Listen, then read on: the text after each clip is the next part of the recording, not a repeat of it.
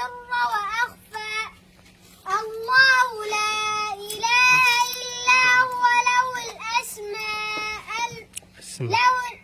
الأسماء الحسنى وهل أتاك حديث موسى إذ رأى نارا فقال لأهلهم كثوا إني آنست نارا لعلي آتيكم منها بقبس أو أجد على النار هدى فلما أتاها نودي يا موسى إني أنا ربك فاخلع عليك إنك بالوادي المقدس طوى.